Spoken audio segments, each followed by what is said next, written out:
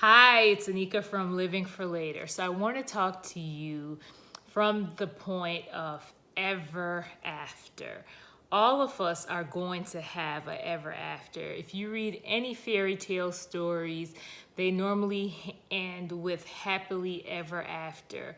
Unfortunately, that is not the standard for all of our lives. That will not be everyone's testimony.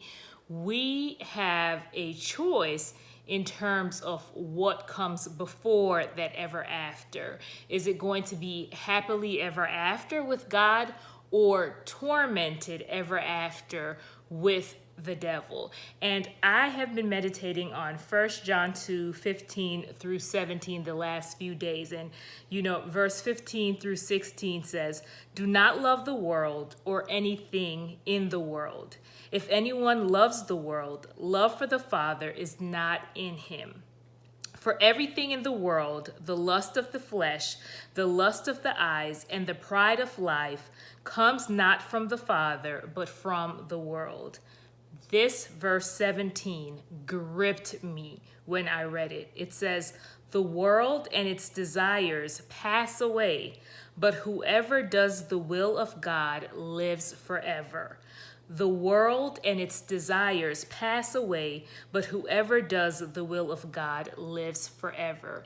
We all have choices to make. There is no denying that the world and the things of the world, they are appealing. They appeal to our sinful nature.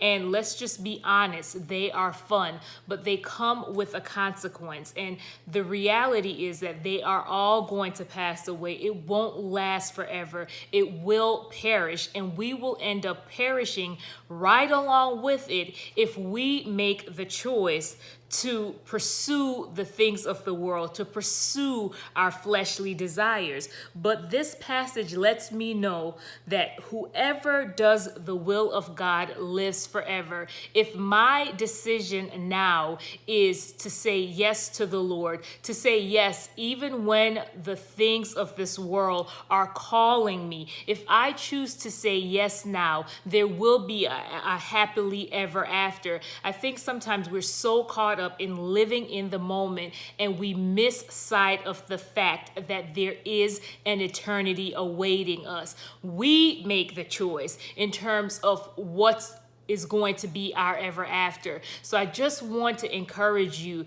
to just keep at the forefront of your mind that you are really living for later. Make the choice that lines up with your declaration that you want to be with God for an eternity. You'll hear many people say, "I don't want to go to hell," but they live like they really do. And then you'll hear people say, "Oh, I want to be in heaven with God for all eternity," and then they live like they don't.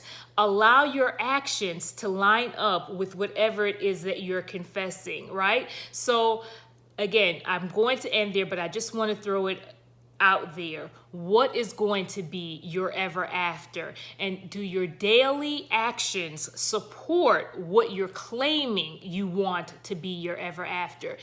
Get in that word, get in his presence, seek his face so that you can just always daily have the proper perspective and to just even stay in that vein of thinking about eternity, because the world pulls, but we have to allow the things of God to have a greater pull on our lives. All right, you be blessed.